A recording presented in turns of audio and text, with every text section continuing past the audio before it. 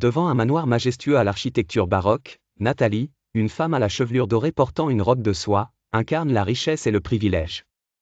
Elle se tient droite sur les marches de l'entrée, l'air imposant et froid.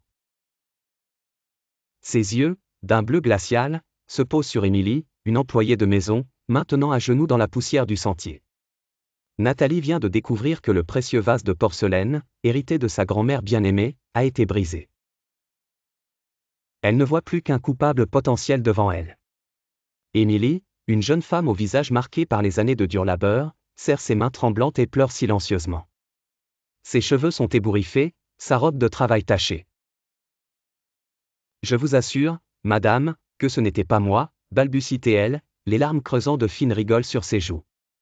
À côté d'Émilie, une autre employée, Maria, plus âgée, se tient debout, ses mains jointes en un geste de supplication. Maria, consciente du poids des regards sociaux, sait que chaque geste compte.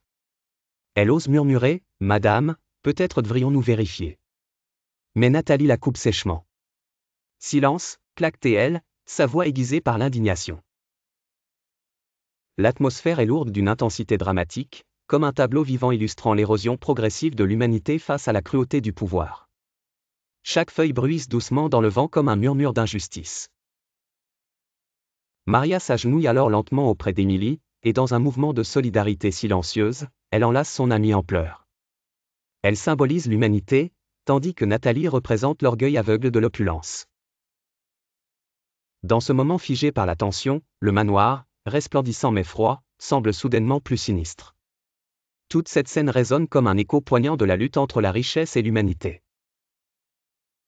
Un rappel douloureux que l'argent peut corrompre mais ne peut jamais effacer l'empathie qui lie les cœurs humains. Une scène percutante qui challenge le spectateur à réfléchir aux inégalités invisibles qui façonnent nos vies et nos sociétés.